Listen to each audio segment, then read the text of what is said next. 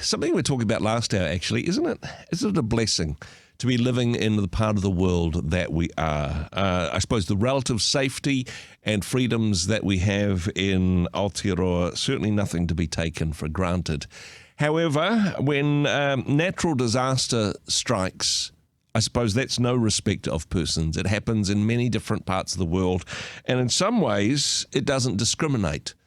A natural disaster, an earthquake, a flood, some weather event doesn't discriminate as to whether or not you're rich or you're poor or whatever ethnic, or cultural or religious background that you're from.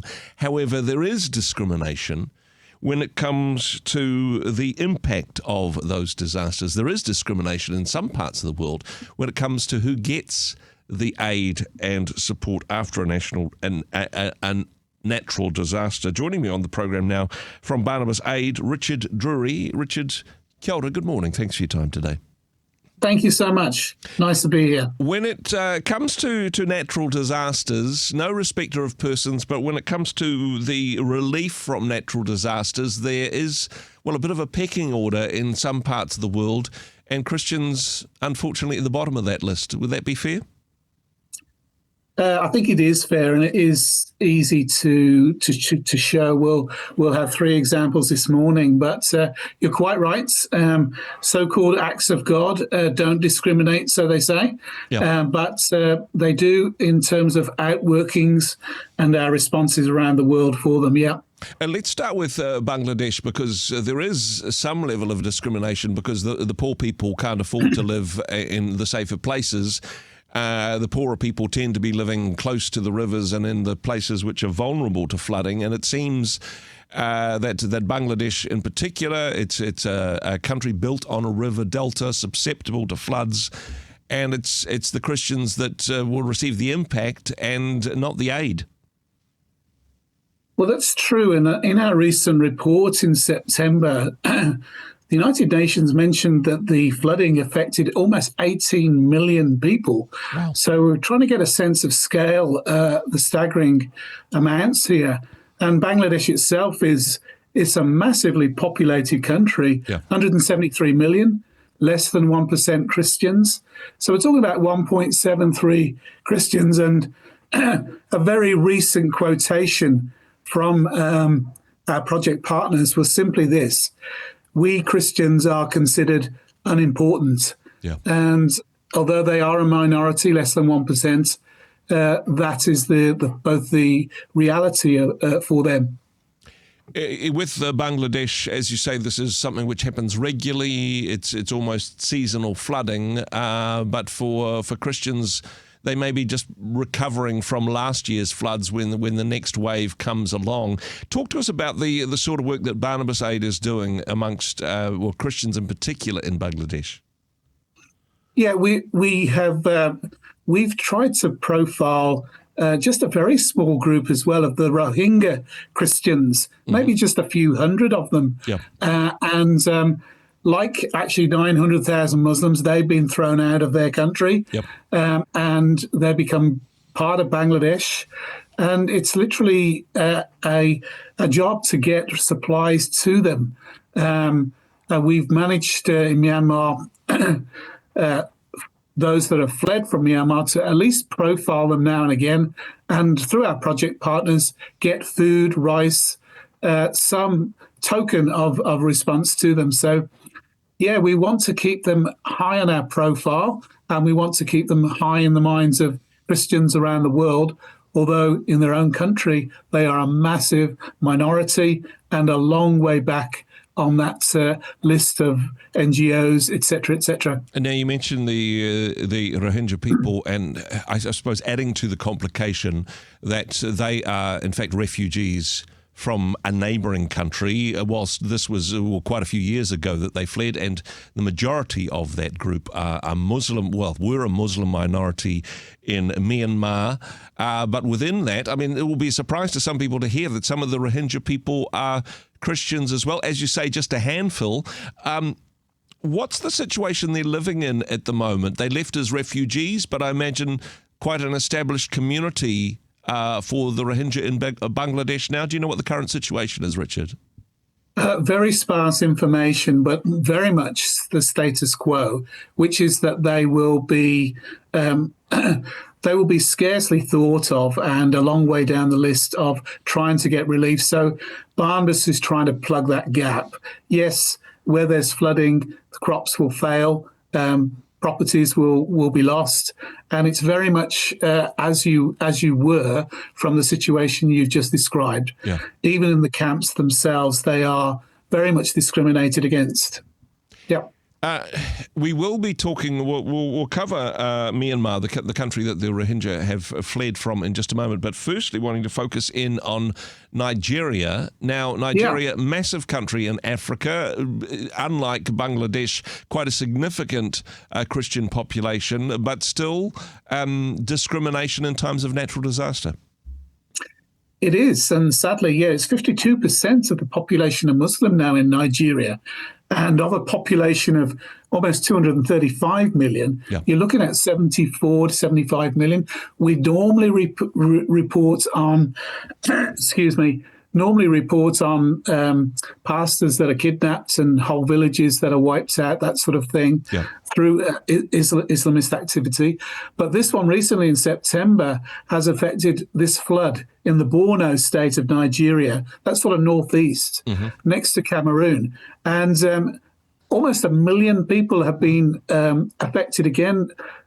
Massive land packs covered by water, farms lost, people displaced. So in addition to the moving and displacing of millions of people, we've now got help and not really at hand, and people trying to traverse land that's completely covered by water.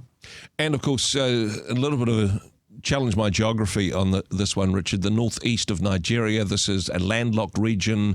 The north, predominantly Islam, of course, surrounded by, to be fair to say, unstable Islamist governments and groups in terms of the surrounding countries as well. So very difficult even to get aid from the southern part of Nigeria to these regions. And when it gets there, again, Christians at the back of the queue.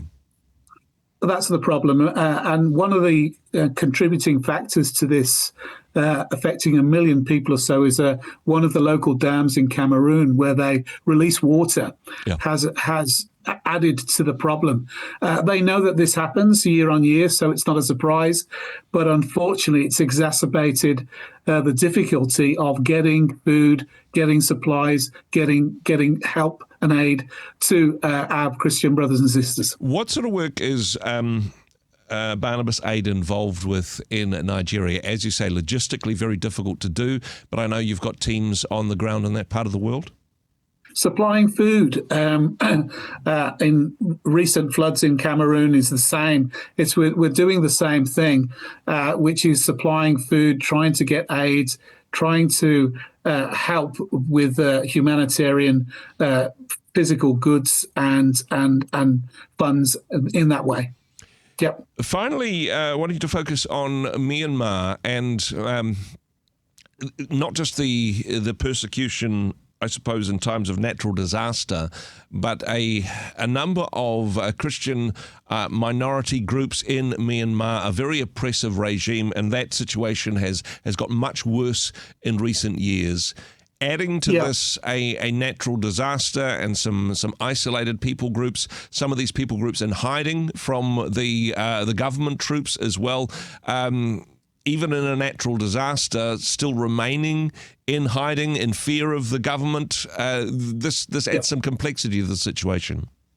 Yeah, the Karen Christians, the Chin Christians, they form about 90% of the central part of Myanmar or Burma, and a population of 54.5 million. Wow. 6.2% are Christian. So that's a really, it's approaching 9 million people. So they will be displaced, shot at from above. Landmines around the church. The military junta are really targeting Christians in particular. Again, as a minority group. I think it's the association of Southeast Asian nations announced that it would work with the government of Myanmar to provide aid, but that's not really happening. Yeah. And you might get a quote from, say, the Chin State, where Christians are saying, it's like the people of the Chin States, the most vulnerable people, have all their rights completely ignored. Yeah. And so these examples that we've had, it's highlighted here. But you may want to read what Barnabas is doing. In the current magazine, page 4, we've managed to help 350 families. But today, I guess I wanted you to get the sense of scale of things. Yeah. We've managed to help them with a gift and the tremendous joy that they received in receiving that food and aid. But in the broader context, it just gives you a sense of what we're up against. Yeah, most certainly. And I think one of the things that I love about Barnabas Aid is it's already got the people on the ground. It's already got the networks and the relationships through local churches. So in a complex situation like Myanmar, where people can't just come to the government for aid because this is the same government which is actively hunting them from the air in helicopter gunships, as you're mentioning beforehand, having those networks there, being able to distribute aid to Christians in times of natural disaster, so important to do that. You mentioned Richard, the latest magazine, some information there. If people wanted to find out more about, be it Myanmar, Nigeria, what's happening in Bangladesh, how do they best do that? Is that through the magazine, or is there the other ways that people can connect with what Barnabas Aid is doing? 2 ways, ostensibly. We have a free phone number, 0800 00 8805. That's 080 00 8805. That's a free number. Or through the website, which is barnabasaid.org/NZ. And as I say, you can read about the people of Myanmar receiving their rice, chickpeas, and cooking oil on page 4 of our current magazine. Now, that magazine, that's available in digital form as well. Can people find that from the website, Richard? Indeed, that's exactly right. You can probably best through that free phone number and decide how you wish to receive that information, either hard copies or electronically. And hey, if you missed the free phone number, then if you just go to barnabasaid.org/NZ, then you'll be able to find all the contact details there. Richard, thank you so much for what you do, and thanks for taking the time to chat with us today. Thank you for your time. Privilege. Hey, thanks very much for joining us in the Rhema studio. Thanks very much for watching the interview. It's kind of nice to have an audience, actually. And if you did like what you watched, then do give us a like, do give us the thumbs up. And if you'd like to see more interviews like that one, or perhaps even better, subscribe and those interviews will come straight to you. Don't forget to turn on your notifications, and we'll see you in the next one. Cheers.